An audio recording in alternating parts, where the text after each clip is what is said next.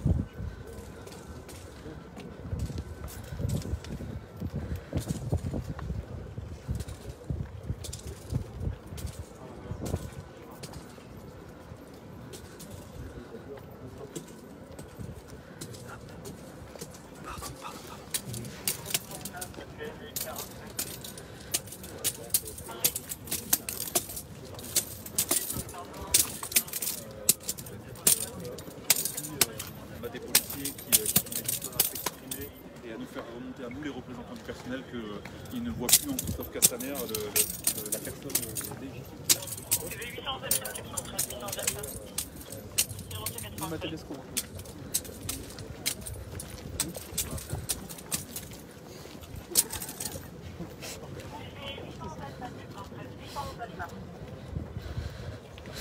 Voilà, bonsoir à toutes et tous, nous sommes ici en direct sur Brut depuis le devant de la préfecture de Bobigny. Vous voyez donc ces images en direct à l'instant.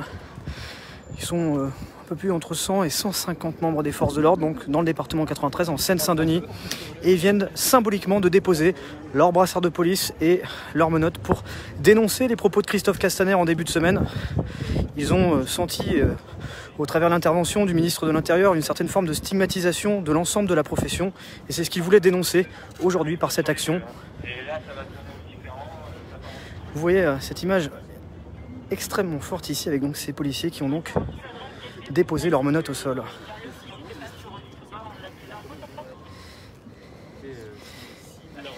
Ils déplorent donc les prises de position du ministre de l'Intérieur, notamment sur les techniques d'interpellation, en disant que si on en retirait certaines, cela compliquerait bien leur capacité d'intervention sur le terrain. Et vous voyez ces messages ironiques, force de l'ordre dans un monde magique, avec ce logo en référence aux bisounours notamment. Bienvenue dans le monde des bisounours.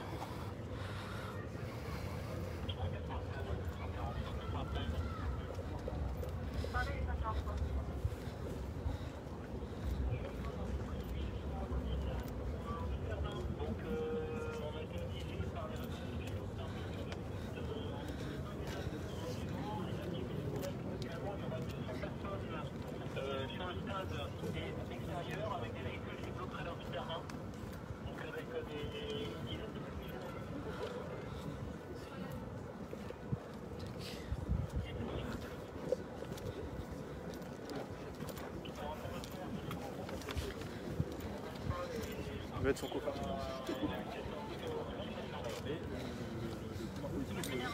Des décisions qui sont totalement réactionnaires. Aujourd'hui, il y a un débat aux États-Unis sur la mort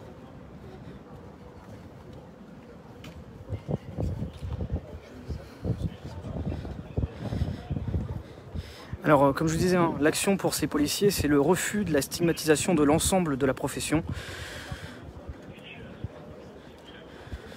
Ils veulent dire par là que l'ensemble de la profession n'est pas raciste, n'est pas antisémite, qu'il n'y a pas que des policiers violents. Ils veulent le dire ce soir de façon unanime et remettre en cause donc les propos du ministre de l'Intérieur Christophe Castaner qui s'est exprimé lundi. On l'avait suivi en direct sur Brut, où il a justement remis en cause notamment certaines techniques par ailleurs d'interpellation, des techniques d'interpellation retirées qui sont contestées par les forces de l'ordre même en disant si on nous retire celle-ci, que faire à la place? Nous ne sommes pas, je cite, dans un monde de bisounours, il y a des difficultés sur le terrain, il y a des individus qui peuvent être violents, comment on les interpelle? La société, elle n'est pas calme, elle n'est pas sage, il y a des moments où c'est tendu et on a besoin de garder l'ensemble de nos techniques d'interpellation.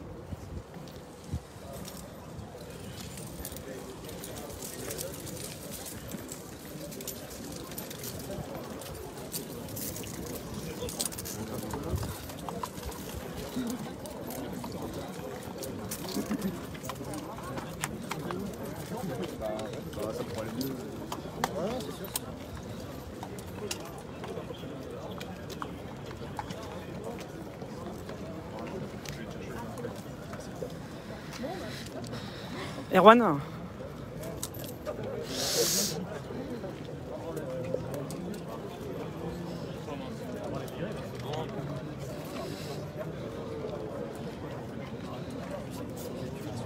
Ouais. Vous êtes susceptible de vous exprimer aussi ou... Ouais, bonjour. Je vous laisse peut-être vous présenter, on est obligé de parler bien fort pour ceux qui nous regardent. Oui, bien sûr. S'il vous plaît. Je suis Ludovic Bonnet, je suis départemental adjoint unité GP Police départementale. Pourquoi cette action? On a vu un moment assez fort avec des policiers qui déposent leurs menottes au sol, leurs brassards de police. C'est quelque chose qu'on n'a pas forcément l'habitude de voir. C'est une action quand même qui est très forte aujourd'hui. Qu'est-ce qu'elle symbolise? Qu'est-ce qu'elle veut dire? Simplement la colère de mes collègues, le fait d'être montré du doigt, d'être méprisé clairement par son administration. On vit une période qui est très compliquée, où on est pointé du doigt, où clairement on est insulté de violents, de racistes, même d'homophobes. C'est pas acceptable pour mes collègues. On a vécu des périodes qui sont très compliquées, entre la période gilet jaune qui a été compliquée aussi pour mes collègues, la période Covid où il fallait essayer de faire respecter un confinement, surtout dans le 93 où c'est très compliqué de faire respecter ce confinement. Et voilà, mes collègues ils sont à bout, quoi. Clairement c'est un geste de colère. Qu'est-ce que vous répondez à cette population qui aussi d'un autre côté a manifesté ces derniers jours? Alors on parle de ce qui se passe aux États-Unis mais aussi en France, demandant aussi plus d'exemplarité, dénonçant certains actes, notamment lors d'interpellations ou autres. Vous répondez quoi à ça? Je dis simplement que les chiffres ils sont pour nous clairement. Il y a à peu près 3 millions d'interventions de police en France. Il y a 99,96% de mes interventions qui se passent bien. Ça veut dire qu'il y a 0,04% où il s'est potentiellement pas bien passé. Mais clairement, mes collègues sont des professionnels et je ne doute pas en tout cas du travail qu'ils effectuent. On essaye de faire un parallélisme entre ce qui se passe aux États-Unis et en France, mais clairement, les méthodes de travail ne sont pas du tout les mêmes. Il est là le problème. Néanmoins, comment on fait aujourd'hui pour lutter contre certains gestes? Je veux dire, il y a des situations qui existent. On a vu parfois des policiers tenir des propos racistes, ça existe. On l'a vu lors de certaines interventions. Comment lutter vraiment contre ça? Parce qu'il y a certaines personnes qui vont vous dire il y a trop de corporatisme, il y a trop de solidarité entre collègues, on n'arrive pas à vraiment éradiquer ces policiers qui sont coupables de ces faits-là. Croyez-moi que dès lors qu'il y a un dérapage, il y a vraiment des enquêtes administratives qui sont menées, administratives et judiciaires, et nos collègues ils sont très lourdement sanctionnés. Ça c'est une réalité. En tout cas, l'administration au niveau de la police, elle ne nous loupe pas. Il faut savoir que la police, c'est l'institution qui est la plus contrôlée, la plus sanctionnée au sein de l'administration française. Donc croyez-moi bien que s'il y a du racisme ou des faits de violence qui sont avérés, derrière il y aura des suspensions et des collègues qui seront sanctionnés. Alors on parle notamment des techniques d'intervention, parce que c'est ce qui a été annoncé notamment dans le discours de Christophe Castaner lundi. Ça avait un peu le fruit des négociations avec le ministère de l'Intérieur aujourd'hui et demain. Clairement, pour vous, pour retourner à une situation à la normale, il faut réintégrer cette technique d'interpellation, dite celle de l'étranglement? Moi, j'invite n'importe quel, même M. Castaner, s'il le souhaite, nous montrer comment est-ce qu'il fait pour maîtriser un individu sans un étranglement, clairement. Moi, je ne vois pas. On peut faire une clé de bras, sur une clé de bras, une personne qui se raidit et refuse de se laisser interpeller, on n'y arrivera pas. Qu'on soit à 2, à 3, c'est très compliqué. La méthode de l'étranglement, ça fait des années qu'on l'exerce. Et croyez-moi que, là, j'aimerais vraiment avoir les chiffres en France sur un étranglement, combien il y a eu de personnes décédées. J'aimerais vraiment le voir, ça. Il y en a eu très très peu. Quand on parle du pistolet à impulsion électrique, c'est pas bon, c'est pas une bonne alternative? Pour moi, c'est une arme intermédiaire, le pistolet, le PIE, comme on dit, l'impulsion électrique. C'est une arme intermédiaire qui peut effectivement aider sur une intervention, sur une interpellation, mais il y a aussi des travers sur le PIE. C'est-à-dire que si on doit interpeller une personne en insuffisance cardiaque et qu'elle se fait taser, la personne elle peut très bien décéder derrière. Il faut savoir que le taser, il y a deux méthodes pour pouvoir l'utiliser, en méthode contact et en méthode au tir avec le jet des ardillons. Si on est en plein hiver et que l'individu par exemple est porteur d'une doudoune, les ardillons sont inopérants sur un individu, donc on ne pourra pas l'interpeller. Autant dire que ça ne sert à rien. Il y a une question par exemple dans le commentaire, il y a quelqu'un qui réagit qui dit renouer le dialogue entre la police et la population, c'est nécessaire, c'est important. Comment on peut réussir ça? Parce que il y a pas mal de Français qui vous font confiance, mais il y en a d'autres aussi qui expriment une certaine forme de défiance, de crainte aussi. Qu'est-ce que vous leur répondez aujourd'hui? Comment on peut réussir à renouer ce contact vis-à-vis des personnes qui peuvent avoir une crainte, voire même une peur de la police? Moi j'ai envie de dire que mes collègues, contrairement à ce que peuvent penser ou que certains veulent le dire, ils ne sont pas fermés au dialogue, ils sont vraiment au service de leur population. N'importe quel équipage, dès lors qu'il s'agit de quel que soit le type d'intervention, que ce soit un problème de voisinage, un différend familial, ou même ne serait-ce que pour avoir un contact, pour avoir des informations, des renseignements, mes collègues y répondront présents. Donc croyez-moi que renouer le contact avec la population. Mes collègues, ils le font à l'heure actuelle. Très bien, merci beaucoup monsieur pour votre réponse en direct à mes questions. Merci beaucoup. Voilà, on va juste s'insérer au niveau du point presse qui est juste ici. On va essayer d'aller peut-être écouter si on peut aller... On ne se sent pas du tout soutenu par ce ministre et on a entendu certains collègues nous dire mais qu'est-ce qu'il fait encore là, il ferait bien de démissionner. Il n'est pas du tout à la hauteur de son poste quand il tient de tels propos. Donc une démission du ministre de l'Intérieur, ça fait partie d'une de vos volontés? C'est pas une revendication, c'est l'expression d'une partie des fonctionnaires de police aujourd'hui. Voilà. Et on a des fonctionnaires de police aujourd'hui qui disent qu'est-ce que ce ministre fait encore là, il est totalement irresponsable de tenir ce genre de propos. Je vais peut-être prolonger parce que je viens d'arriver, j'étais avec un de vos collègues à l'instant. On voit que le ministre de l'Intérieur cristallise un peu la crispation de pas mal de vos collègues aujourd'hui. Est-ce que, je prolonge un peu le propos de la question de mes collègues juste à côté, vous réclamez la démission de Christophe Castaner, vous? C'est pas qu'on la réclame, on la réclame. S'il décide de démissionner, je pense qu'il récontentera une partie des policiers, hein, c'est sûr. Vous, ce serait une bonne chose. Si Castaner démissionne, c'est plutôt une bonne nouvelle. En tout cas, je ne sais pas si c'est une bonne nouvelle, ou pas. Ce qui est sûr, c'est que, en tout cas, ça réconfortera certains collègues, c'est sûr, qui eux n'hésitent pas à dire aujourd'hui qu'ils ne se sentent plus du tout soutenus par ce ministre et qui se réjouiraient de voir son départ, effectivement. Le message qui est exprimé aujourd'hui, si on peut le résumer? La colère, l'expression d'une colère qui dure maintenant depuis longtemps, et puis c'est la goutte d'eau qui fait déborder le vase.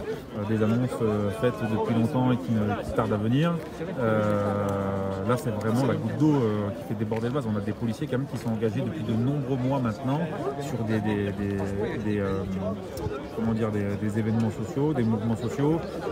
La réforme des retraites, les gilets jaunes, ils sont fatigués, épuisés, et aujourd'hui on a un ministre qui n'hésite pas à sous-entendre que dans la police on est tous violents, on est tous racistes. C'est la goutte d'eau qui fait déborder le vase.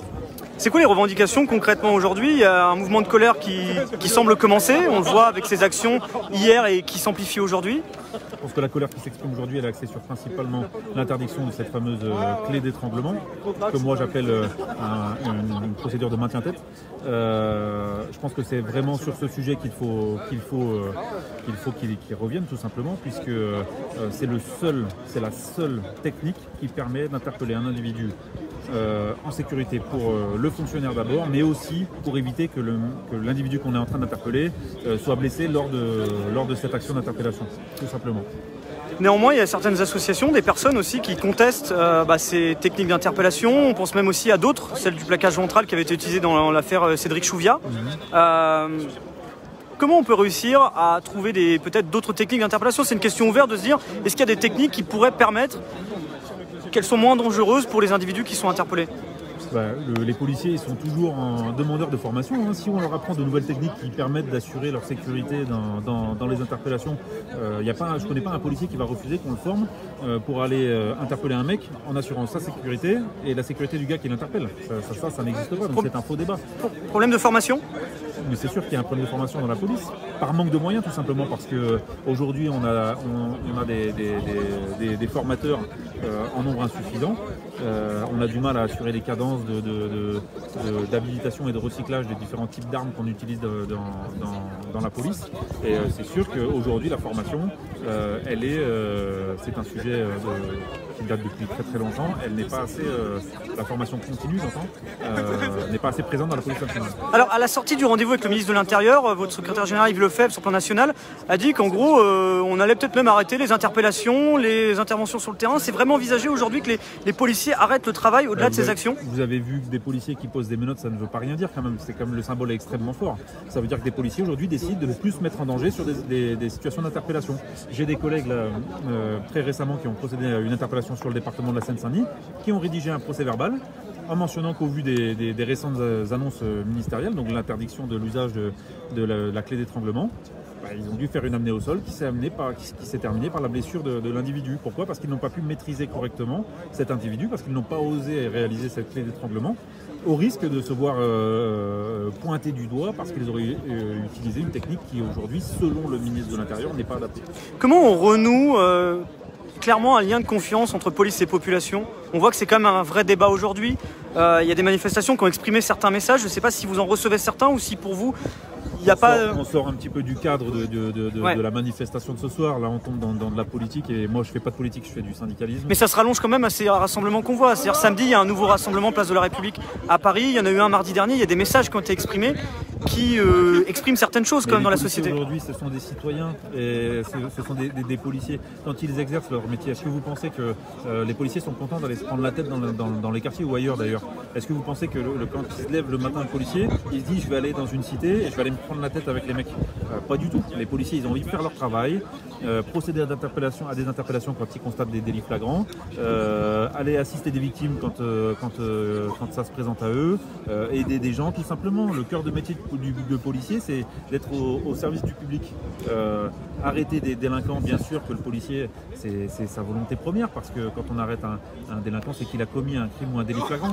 Mais il y a tout le reste de l'aspect du métier de policier qu'on n'écarte pas du tout. Et les policiers aujourd'hui ne se réjouissent pas de cette fracture qu'il y a, bien sûr, entre la police et la population. Mais pourquoi elle est là, cette fracture aussi? On peut se poser la question. Quand vous avez un préfet de police ou un ministre qui décide d'un changement de doctrine de maintien de l'ordre sur les manifestations des Gilets jaunes et qu'il emploie des gens de sécurité publique à faire du maintien de l'ordre, avec tout ce que ça peut donner derrière, alors qu'on a des gens et des unités qui sont professionnels et formés pour ça, est-ce que aussi ça n'a pas un petit peu plus creusé la fracture entre la police et la population? On a en droit de se poser la question. C'est-à-dire qu'on a envoyé des effectifs de force de l'ordre qui ne sont pas formés au maintien de l'ordre?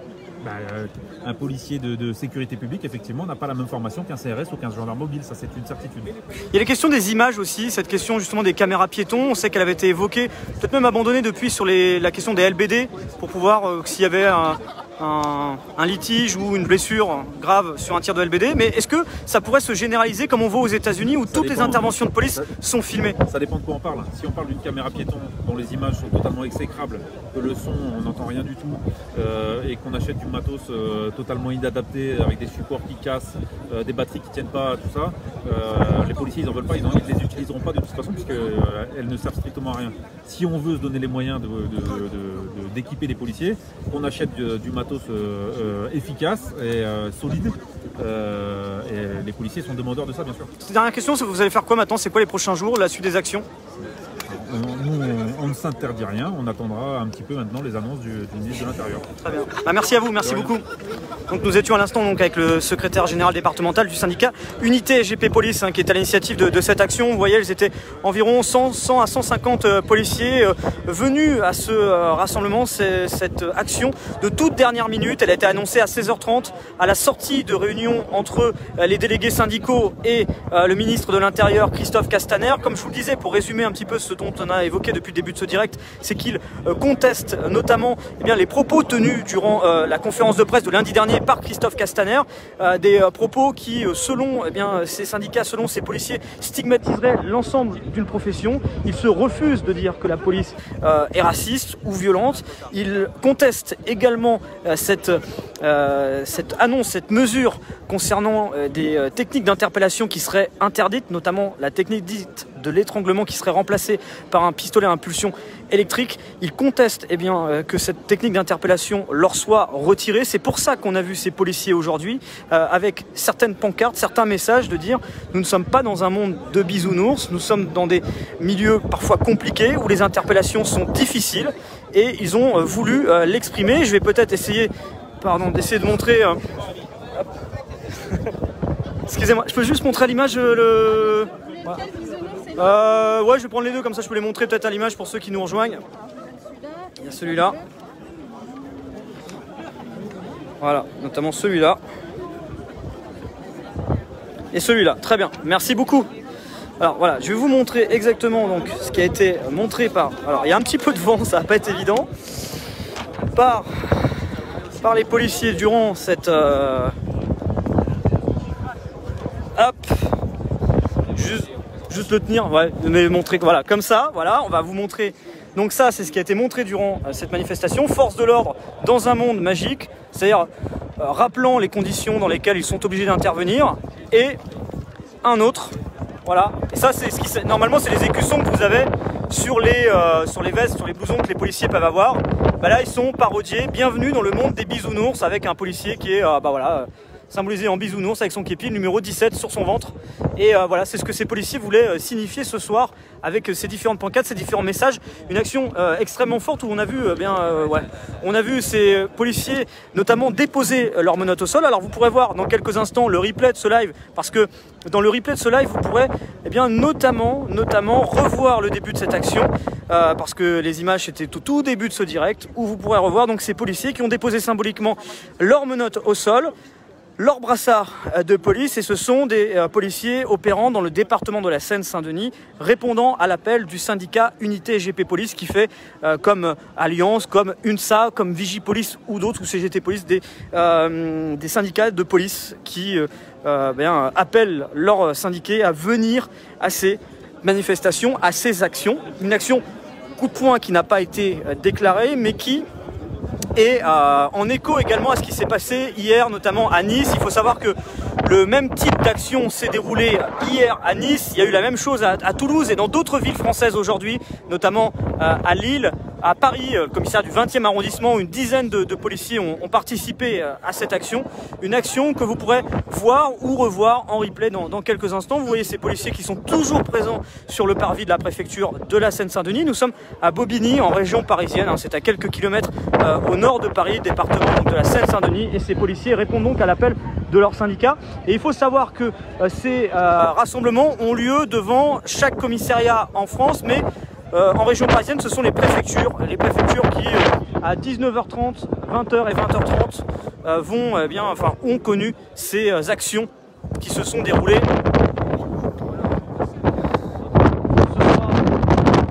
Voilà, il y a beaucoup de vent, je crois que la pluie va pas tarder à arriver, mais hop, peut-être. Bonsoir, c'est possible d'avoir un petit mot? Je vous laisse peut-être vous présenter pour ceux qui nous regardent. Je suis Grégory Joron, secrétaire général délégué pour Unité GP Police. Le mot aujourd'hui, le message que vous portez au travers de ce rassemblement? Colère, écœurement, il y en a plusieurs du coup, et surtout attente. Peut-être se mettre un petit peu, si ça vous dérange pas, parce qu'il y a un petit peu de vent, j'ai peur que ceux qui nous écoutent aient un petit peu une qualité audio un peu moyenne, mais on va essayer de faire de notre mieux. Vous disiez justement de la colère, de l'écœurement, c'est ça? Pourquoi en fait? Parce que le ministre a tenu une conférence de presse lundi, déjà sont concertés les représentants syndicaux que nous sommes. Alors ça, aujourd'hui, c'est pas le plus gênant. Le plus gênant, c'est les décisions qui sont annoncées, le fait que les collègues soient mis devant le fait accompli et qui se sentent un peu agressés au travers de ces mots-là, et qu'on le relève surtout quelque chose de primordial, déjà qu'on les fasse limite passer pour des sous-citoyens, parce qu'au travers de ces mots on pouvait comprendre qu'on n'aurait plus la présomption d'innocence pour les policiers, et en plus on leur relève un outil opérationnel qui fait ses preuves tous les jours dans la police nationale, à savoir un contrôle de tête qui permet d'interpeller des gens. Et voilà, donc ces deux sujets-là, pour le flic de terrain, ça a été pris comme réellement une agression et clairement un affichage de manque de soutien flagrant. Alors parfois il y a certaines personnes qui parlent de déni quand on parle justement du terme parfois de violence policière. Je ne sais pas si vous par exemple vous l'approuvez, ou de racisme qui existerait dans la police. Vous, c'est quoi votre positionnement sur ce côté-là? Alors nous, on a un positionnement qui est très clair, que ce soit la violence policière ou le racisme systémique, parce que c'est ce qu'on entend. Moi je réfute les deux, parce qu'à partir du moment où on parle de violence policière, ça veut dire que finalement c'est quelque chose qui est banalisé et qui est pratiqué tous les jours. Je rappelle que la police a en effet le monopole de la violence légitime, qu'elle l'exerce dans un cadre légal pour interpeller les gens, et que c'est pas une chose systémique. Quand en effet il y a des usages de violence qui sont disproportionnés, il y a des enquêtes, elles sont plus lourdes parce que justement il y a ce monopole de la violence. Et le fait, ne serait-ce que de comparer des violences faites à des agents de police et des violences faites par des agents de police, on commence déjà à, entre guillemets, opposer des camps alors que ça n'a rien à voir du tout. Et concernant le racisme systémique, je n'y crois pas du tout. Regardez, vous avez filmé autour de vous, regardez la mixité de la police nationale dans un département dans le 93. Comment vous pouvez imaginer qu'il y a du racisme systémique chez nous? C'est juste, ça ne tient pas debout. Et ça ne correspond pas à la réalité de tous ces collègues-là aujourd'hui. Merci beaucoup, merci à vous, très bonne journée. Merci. C'est ça. Voilà, alors il y a la pluie là qui vient de s'inviter. Je vais juste me mettre à l'abri pour vous résumer un peu cette action et vous laisser avec le replay de ce live dans juste 2 minutes. Où vous pourrez donc voir ou revoir le replay de cette action qui s'est déroulée donc ici, juste devant. Vous allez voir à l'image la préfecture de la Seine-Saint-Denis. Voilà, on est à Bobigny, il commence à pleuvoir ici. Et donc cette action, vous pourrez la voir ou la revoir en replay. Cette action donc de cette colère des policiers suite aux propos de Christophe Castaner lundi sur les techniques d'interpellation, mais aussi également sur certains propos qui ont pu être tenus et des amalgames que certains ne souhaitent pas voir au travers certains discours. Alors ils parlent des discours du ministre de l'Intérieur, mais c'est aussi certaines prises de parole, le climat actuel que eux veulent dénoncer, et c'est ce qu'ils ont fait au travers cette action. Ce qu'il faut savoir, c'est que les concertations avec le ministère de l'Intérieur vont continuer. Demain, les différents syndicats seront encore reçus par le ministre de l'Intérieur. Alors pour eux, l'objectif pour ces syndicats, on l'a bien entendu, c'est d'essayer de faire reculer le ministre de l'Intérieur sur les différentes annonces, notamment sur les techniques d'interpellation. Les techniques d'interpellation, notamment cette dite de l'étranglement qui va être interdite, c'est ce qu'a annoncé lundi le ministre de l'Intérieur. Eh bien, eux, ils veulent faire revenir le ministre de l'Intérieur sur ces décisions. Donc voilà un peu ce qu'on pouvait vous dire ce soir sur cette action. Alors vous pourrez, pour ceux qui viennent de nous rejoindre, vous voyez on est sur la fin, les derniers policiers sont en train de se disperser. Vous pourrez la voir ou la revoir en replay. Comme d'habitude, l'ensemble de son direct est toujours, l'ensemble de nos directs sont toujours diffusés et à retrouver en intégralité sur l'ensemble de nos plateformes. Et en tout cas, je tiens à vous remercier d'avoir suivi ce direct et on se retrouvera au plus tard samedi. Samedi, il y a un nouveau, on va se mettre à l'abri parce que là, il commence vraiment à pleuvoir. Il y a un nouveau rassemblement place de la République à Paris qui là est justement à l'œuvre du mouvement Justice et Vérité pour Adama. Donc le collectif Justice et Vérité pour Adama dans le cadre de l'affaire Adama Traoré. C'est un deuxième acte d'appel au rassemblement qui a lieu en l'espace de quelques jours. Le dernier, on l'avait vécu ensemble, c'était mardi dernier au niveau de la place de Clichy. Eh bien, le prochain aura lieu ce week-end, on suivra ça, ce sera donc samedi. C'est une manifestation qui porte, on va dire, un autre message, on va dire le message inverse qui, eux, dénoncent notamment les violences policières, le racisme dans la police et veulent aussi faire le jour sur l'affaire Adama Traoré, comprendre dans quelles conditions le frère d'Assa Traoré, Adama Traoré, est décédé le 19 juillet 2016 à Beaumont-sur-Oise lors d'une interpellation des gendarmes locaux.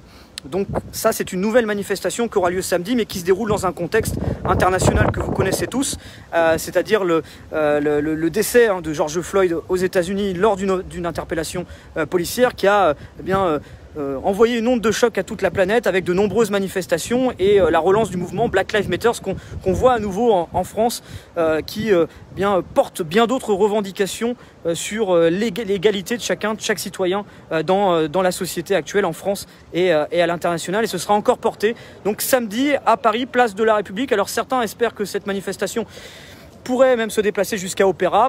C'est loin d'être sûr. En tout cas, elle ne sera pas autorisée, mais elle ne sera pas non plus interdite. Elle sera, entre guillemets, tolérée, puisque Christophe Castaner a dit en début de semaine que l'émotion surpassait, on va dire, la loi et les règles en place. Et que donc, si rassemblement il y avait à nouveau, il pourrait avoir lieu. Je tiens à vous remercier en tout cas. Moi, je vais me mettre à l'abri parce que là, il commence à pleuvoir, il y a un peu de vent et tout. Et puis de toute façon, l'action est terminée. Donc si vous arrivez maintenant, vous pourrez retrouver l'intégralité de ce live dans quelques instants. Pour ceux qui souhaitent nous suivre, vous avez MyBrut, le magazine de Brut que vous pourrez recevoir tous les jours sur vos boîtes mail, MyBrut.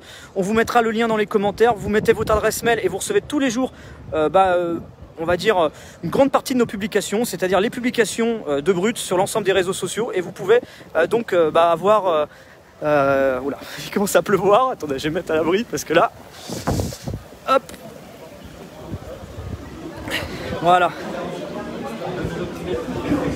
Juste ici, donc, je vous disais, MyBrut, vous pouvez retrouver nos contenus, on vous les envoie par mail. En gros, c'est nous qui venons vers vous chaque jour au quotidien avec notre lettre d'information, nos publications, nos vidéos, le conseil culture, etc. On vous mettra le lien dans les commentaires. Brut également, activez les notifications pour les prochains lives. Je sais que vous êtes de plus en plus nombreux à nous suivre sur les directs pour ne rien rater et ne pas voir le live arriver dans votre fil Facebook comme ça par hasard. Activez les notifications. En bas, vous avez la possibilité d'activer les notifications normalement sur les lives. Vous allez dans les paramètres de la page Facebook Brut, comme ça vous ne ratez pas nos prochains directs.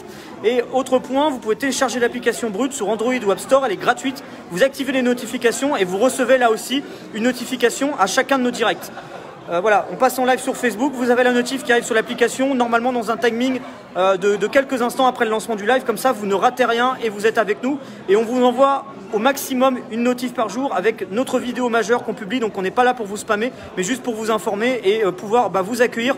Pour ceux qui souhaiteraient lire nos vidéos en dehors des réseaux sociaux, je sais que certains ne sont pas forcément des adeptes de Facebook, Twitter, Instagram et ne veulent pas forcément y rester au quotidien, vous allez sur notre application et vous pouvez retrouver toutes nos vidéos en lecture depuis l'application et notamment les lives où vous avez les notifications. Pareil sur Twitter, Instagram et Snapchat pour retrouver l'ensemble des contenus de la rédaction de Brut. Donc voilà, on se retrouvera donc très très vite pour de nouvelles images en direct. Comme je vous disais, au plus tard, samedi après-midi, place de la République à Paris pour suivre ce nouveau rassemblement Justice et Vérité pour Adama dans le contexte que l'on connaît et que je vous expliquais il y a quelques instants. Et pour ceux qui souhaitent me suivre, vous avez l'opportunité de me retrouver sur Instagram, notamment Rémi Buzine, c'est comme ça que ça s'écrit, R-E-M-B-U-I-S-I-N-E. Voilà, ça s'écrit comme ça, c'est le même orthographe comme en description de ce live. N'hésitez pas à me suivre, à m'envoyer vos messages, vos retours, vos idées de live, vos critiques. Ce sera toujours un plaisir de vous lire et d'échanger avec vous. Comme vous le savez, si je suis sur le terrain, c'est pour vous informer, c'est pour vous. Donc vos retours sont extrêmement précieux pour s'améliorer, pour toujours faire mieux lors des prochains directs. Donc n'hésitez pas à venir me suivre sur l'ensemble de ces plateformes, Rémi Buzine, sur Facebook, Twitter, Instagram. Voilà, n'hésitez pas, avec un grand plaisir pour vous y retrouver. Je vous souhaite à tous une très très bonne soirée. Moi je vais mettre vraiment à l'abri parce qu'il pleut encore un peu et même là la pluie arrive jusqu'ici. Et puis je vous laisse avec le replay du live parce que pour ceux qui sont arrivés, c'est pas mon visage qui va être le plus intéressant, c'est le replay de l'action et ça c'est tout de suite. Prenez soin de vous, très bonne soirée et comme je vous disais, au plus tard, on se retrouve samedi après-midi en direct sur Brut, place de la République pour suivre le rassemblement Justice et Vérité pour Adama. Très bonne fin de soirée à vous. Et bon appétit pour ceux qui sont à table, comme je vois dans les commentaires. Salut à vous, ciao.